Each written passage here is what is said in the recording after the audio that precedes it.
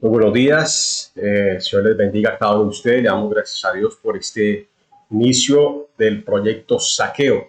Gracias a todos los que están comprometidos, gracias a todos los que han abierto las puertas de su casa para este proyecto, llevar la palabra de Dios a los hogares. Este proyecto nace basado en la experiencia de Saqueo, allá en Lucas, el capítulo 19, cuando Jesús le dice a Saqueo: Saqueo, desciende pronto porque es necesario que pose hoy en tu casa.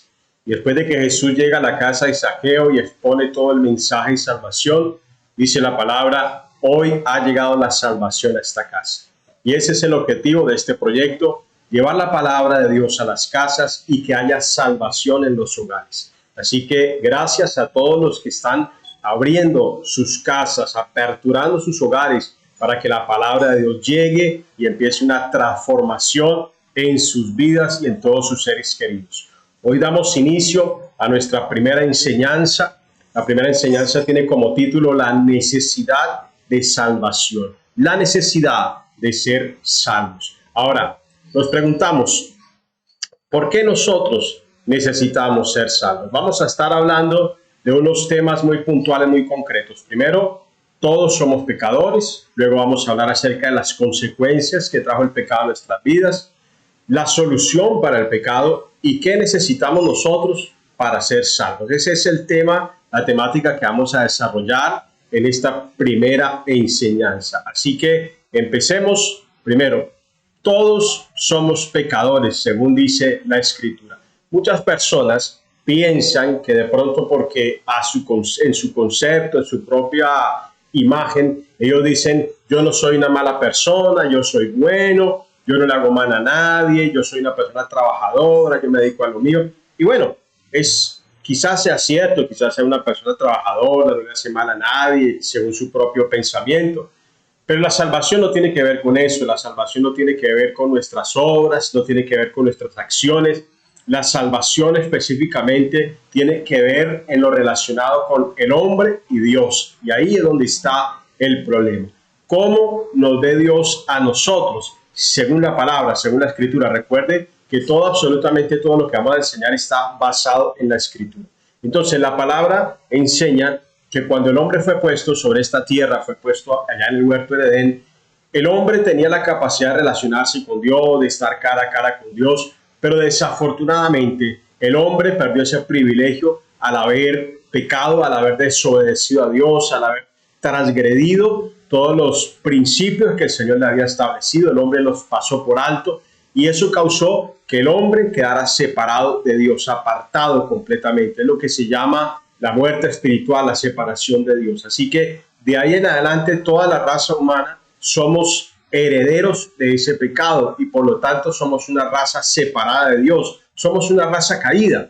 Por lo tanto necesitamos retomar nuevamente ese lugar que el Señor nos había dado, que era al lado suyo, disfrutando de su gloria y de su presencia. Ahora, ¿qué es lo que nos ha separado a nosotros de Dios? La respuesta es el pecado. El pecado es lo que nos ha separado de Dios. ¿Qué es el pecado? El pecado es todo aquello que va en contra de los principios de Dios. Es cualquier acción, sentimiento, pensamiento que vaya en contra de las normas de Dios. La palabra pecado en el griego es amartía, que significa fallar al blanco o no alcanzar el objetivo. El pecado es simplemente que nosotros fuimos separados de Dios, apartados de Dios, nos equivocamos, cerramos al blanco y el hombre perdió la oportunidad de estar disfrutando de la gloria de Dios. Ahora, ¿quiénes son pecadores? A veces decimos, cuando los bebés nacen, los niños nacen, son inocentes, son puros, son santos. Pues quiero decirle que no es así. Todos, absolutamente todos, somos pecadores. Así ese bebé tan hermoso, tan lindo, tan puro, tan inocente que usted ve ahí, es pecador, porque el pecado lo traemos en nuestros genes. Para nosotros, según la Escritura en Romanos 3:23, dice: por cuanto todos pecaron, están destituidos de la gloria de Dios. Todos, todos. Fíjese que la palabra no deja a nadie por fuera. Dice: todos pecaron, todos están destituidos de la gloria de Dios. No hay una sola persona que pueda decir: yo no soy pecador, yo soy bueno, yo tengo el cielo ganado. Yo sé que hay personas que piensan, que creen que quizás por sus buenas acciones tienen el cielo ganado, pero quiero decirle que eso no es verdad. Son pensamientos incorrectos que hemos ido teniendo en nuestra cabeza, que han sido como parte de la enseñanza popular y tradicional. La palabra también dice que el pecado entró al mundo por un hombre y fue heredado a toda la humanidad. Eso lo dice Romanos 5, versículo 12. Dice, por tanto como el pecado entró al mundo por un hombre y por el pecado la muerte, así la muerte pasó a todos los hombres por cuanto todos pecaron. Fíjese eso. Pablo es muy claro cuando habla. El pecado entró por un hombre y a través de ese hombre entró el pecado al mundo y fue heredado a toda la descendencia de la raza humana. Ahora, nosotros recibimos por herencia el pecado. Eso no se trata de si yo ya lo cometí o no, es que ya lo llevamos en nuestros genes, en nuestra naturaleza. El salmista David decía en el Salmo 51:5, decía, he aquí en maldad he sido formado y en pecado me concibió mi madre. Quiere decir que nosotros ya nacemos siendo pecadores, ya nacimos con esa naturaleza pecaminosa. Nadie nos tiene que enseñar a pecar, lo traemos dentro de nosotros. Usted a un niño no tiene que enseñarle a ser rebelde, porque los bebés a medida que van creciendo van manifestando la rebeldía que ya viene dentro. Dice la Escritura que la necedad viene ligada al corazón del muchacho. Así que todos, absolutamente todos somos pecadores, todos lo hemos heredado. Sobre esta tierra no hay ni una sola persona justa, hasta el más santo, entre comillas, que nos parezca, porque a veces decimos esa persona ha ayudado tanto a la humanidad. Hay gente que ha sido de gran ayuda a la humanidad por sus obras, por su caridad, pero entonces creemos que por eso ya tenemos el cielo ganado, que ya por eso tenemos entrada al cielo. Pero la palabra dice que todos, absolutamente todos, estamos descalificados. Dice en Romanos capítulo 3, verso 10 al 12, como está escrito, no hay justo ni aun uno, no hay quien entienda, no hay quien busque a Dios. Todos se desviaron, a una se hicieron inútiles, no hay quien haga lo bueno, no hay ni siquiera uno. Qué manera tan enfática y tan categórica en que el apóstol Pablo dice que no hay nadie, absolutamente nadie, que califique para que nosotros pudiéramos entrar al cielo. Nadie. Todos estamos descalificados y lo más tremendo es que la consecuencia de eso es la muerte. Por eso dice Romanos 6:23, dice, porque la paga del pecado es muerte, mas la dádiva de Dios es vida eterna en Cristo Jesús. Mire, la paga por nuestros pecados es la muerte. Ahora, ¿cuáles son las consecuencias que tiene para nosotros el ser pecadores? Porque indudablemente hay consecuencias. Toda acción genera una reacción. Todo lo que hacemos va a generar en nosotros, va a repercutir en algo bueno o en algo desagradable. Pero toda acción tiene su reacción. Así que el pecado generó una reacción en cadena para todas las generaciones venideras. Entonces, ¿cuáles son esas consecuencias? Voy a hablarle de alguna de ellas. La primera de ellas, la tierra fue maldecida. Es decir, el Señor, cuando puso al hombre sobre la tierra, lo bendijo. Porque el propósito de Dios siempre es bendecir, no maldecir. Dios siempre quiere bendecir, bendecir, bendición, bendición, bendición. Pero el pecado trae todo lo contrario, trajo maldición. La maldición entró al mundo, entró a la tierra, entró a la raza humana por causa del pecado. Dice Génesis capítulo 3, verso 17, maldita será la tierra por tu causa. Con dolor comerás de ella todos los días de tu vida. Espinos y cardos te producirá y comerás plantas del campo. Aquello que un día fue bendición para Adán y para Eva, la tierra producía, la tierra generaba todo lo que ellos necesitaban sin mayor esfuerzo, todo eso se produjo, todo eso cayó bajo maldición. Y por eso el Señor dijo, ahora espinos y abrojos les producirá la tierra. Y esas son las consecuencias. Y detrás de eso vino más maldiciones todavía para la raza humana. Entró la enfermedad, entró la muerte, entró la destrucción, el egoísmo, el homicidio, el asesinato. Todos los pecados que usted y yo conocemos hoy en día entraron como consecuencia de esas maldiciones. Otra consecuencia del pecado es que ahora nosotros quedamos muertos espiritualmente. Recuerde que el Señor le dijo a Adán que el día que comieras del árbol del conocimiento del bien y del mal, ese día moriría. Ahora, Adán y Eva comieron. Físicamente no murieron porque continuaron vivos, pero la muerte se produjo de manera espiritual. El hombre quedó separado de Dios. Eso significa la palabra muerte. Muerte significa separación. Así que el hombre quedó separado de Dios, espiritualmente quedó fuera de la gloria de Dios. Por eso la palabra dice que el hombre fue expulsado del huerto del Edén, y a partir de ese momento el hombre queda separado de Dios, queda muerto espiritualmente.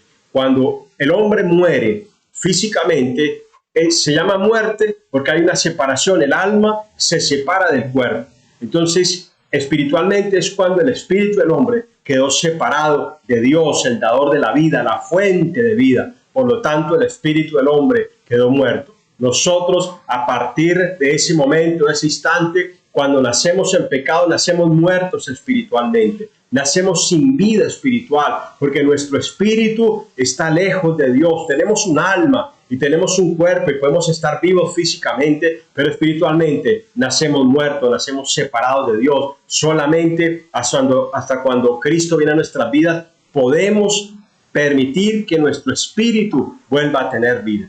Lo tercero, bueno, aquí está el texto de Efesios, capítulo 2, versículo 1 y 2, donde dice la palabra: y Él os dio vida a vosotros cuando estabais muertos. Mira lo que dice el apóstol Pablo: cuando estabais muertos en vuestros delitos y pecados, en los cuales anduvisteis en otro tiempo, siguiendo la corriente de este mundo, conforme al príncipe de la potestad del aire, el espíritu que opera en los hijos de desobediencia. Fíjese cómo el apóstol habla acerca de nuestra condición, muertos espiritualmente. ¿Por qué? Porque andábamos en nuestros delitos y pecados, y eso nos hizo estar bajo el dominio del príncipe de la potestad del aire. Por lo tanto, éramos hijos de desobediencia, apartados y separados completamente de Dios. Lo tercero, la tercera consecuencia que produjo el pecado en nosotros, es que ahora somos esclavos del pecado, somos gobernados por el pecado en lugar de ser gobernados por Dios. Cuando Dios puso a Adán y a Eva, el propósito del Señor era gobernar, ser el Señor de sus vidas. No los hizo autómatas, Él no hizo un robot, Él creó a un hombre con la capacidad de escoger, con libre albedrío. Y el deseo de Dios es que Adán escogiera a Dios como su Señor, que él quisiese en su corazón que Dios fuera el que gobernara completamente su vida. Dios deseaba ser Señor en la vida de Adán y de Eva, pero el hombre, al desobedecer, cambió el señorío. Le quitó el señorío que tenía Dios y colocó el señorío de Satanás, colocó el señorío de las tinieblas. Por eso Jesús en Juan capítulo 8, 34 dice: Jesús le respondió: de cierto os digo que todo aquel que hace pecado, esclavo es del pecado. Nosotros fuimos diseñados para ser libres, para adorar a Dios libremente, para recibir todo lo que Dios tiene para nosotros libremente, pero el pecado nos volvió esclavos, el pecado nos esclavizó. Ahora el ser humano es esclavo de las pasiones, es esclavo de los malos deseos, es esclavo de las emociones, es esclavo de la maldición, es esclavo de todas esas influencias demoníacas que oprimen, que destruyen y que afligen la raza humana. Desafortunadamente, perdimos nuestra libertad con la cual el Señor nos había hecho libres o nos había dado. Por eso, esa consecuencia hace que los hombres no puedan salir del pecado. ¿Cuántas personas, por ejemplo, que están en la droga, ellos dicen: yo quisiera salir de esto, pero no puedo, es más fuerte que yo? Personas esclavas de la impureza sexual, personas esclavas de la ira, personas esclavas de la depresión, del temor, del miedo. Ellos dicen: quisiera ser libre de esto, pero no puedo. ¿Por qué no pueden? Porque el pecado es una fuerza poderosa, es una fuerza que nos somete, que nos subyuga. Y quiero decirte algo: la fuerza de voluntad de nosotros no es rival para el pecado. Quiere decir que una persona no puede dejar el pecado simplemente con fuerza de voluntad. Nadie puede decir: no, yo me voy a proponer dejar de pecar y lo voy a lograr. Eso es mentira, es un engaño. Nuestra fuerza de voluntad nos podrá ayudar en muchas cosas, en cambiar algunos hábitos, pero jamás la fuerza de voluntad nos hará ser libres del pecado. El pecado es algo que esclaviza y subyuga al ser humano. Por lo tanto, no podemos pretender que nosotros mismos podemos librarnos del pecado. Somos esclavos del pecado, llámese como se llame. Nosotros los catalogamos como pecados grandes, pecados pequeños, pecaditos, cositas pequeñas, pero la verdad es que a los ojos de Dios el pecado es uno solo. Grande, pequeño, mediano, como nos parezca, pecado es pecado. Para Dios es tan pecador el que miente como el que mata. Igual, delante de Dios no hay excepción en cuanto al pecado. Lo cuarto es que ahora estamos destinados a la condenación eterna. El pecado nos expone a una condenación eterna. Mire lo tremendo de esto.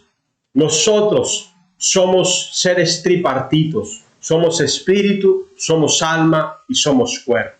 Su cuerpo, mi cuerpo, un día dejará este mundo. Un día partiremos de este mundo y este cuerpo volverá al polvo, porque la palabra dice: el polvo eres y al polvo volverás. Este cuerpo un día será comida de gusanos y ahí quedará en la tierra.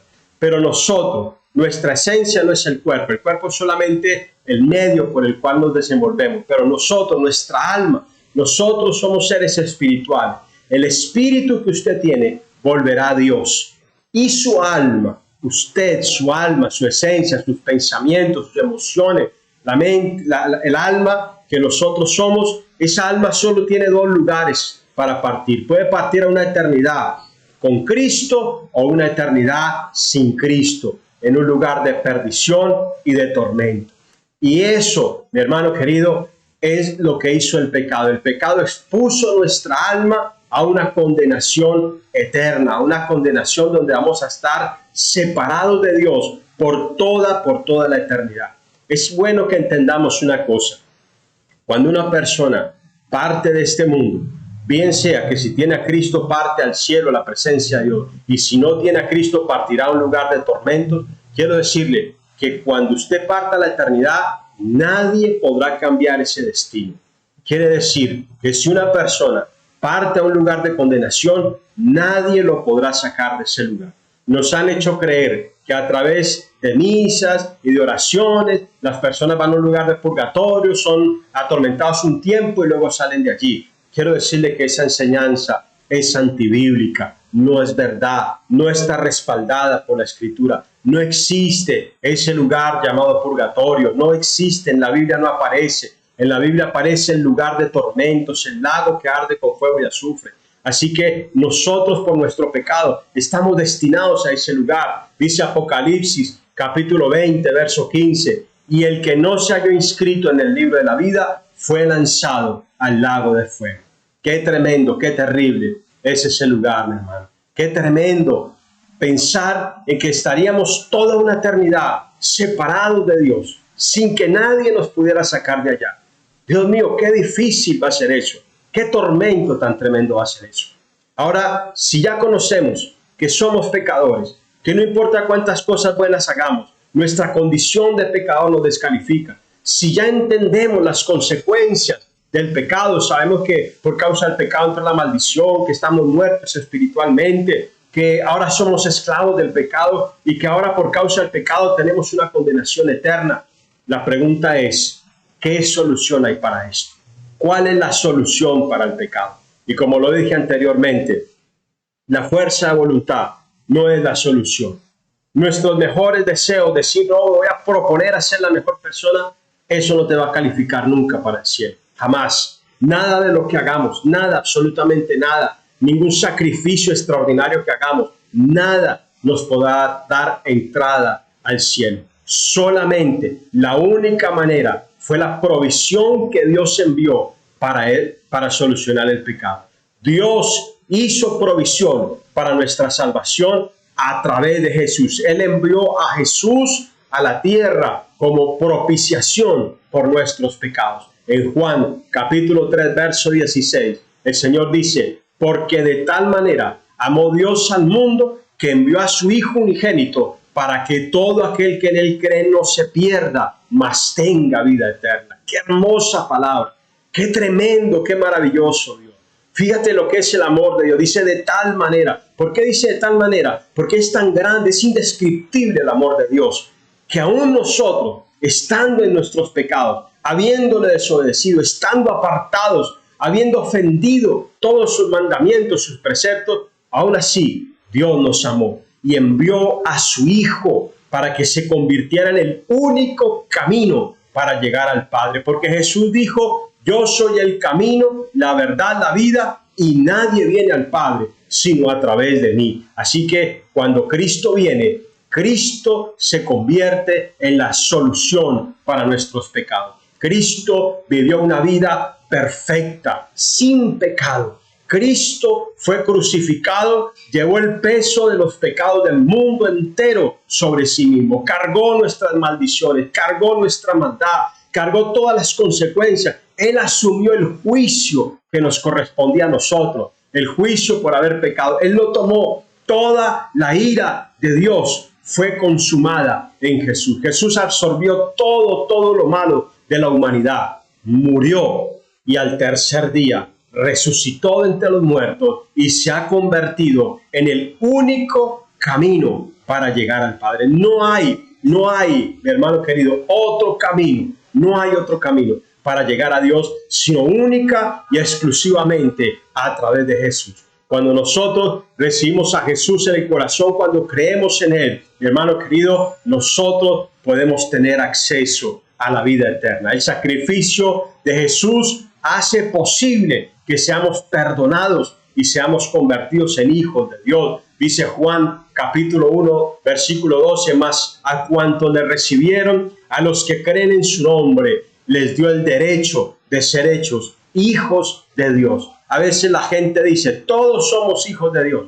Mentira, no todos somos hijos de Dios. Eso es un error de interpretación, un error doctrinal. ¿Somos creación de Dios? Sí, todos somos creación de Dios. Pero solamente aquellos que reciben a Jesús como Señor y Salvador tienen la potestad de ser hechos hijos de Dios. Sus pecados son perdonados, como dijo el apóstol Pablo, que si confesamos nuestros pecados, Él es fiel y justo para perdonarnos y limpiarnos. Así que Jesús se convierte en la salvación.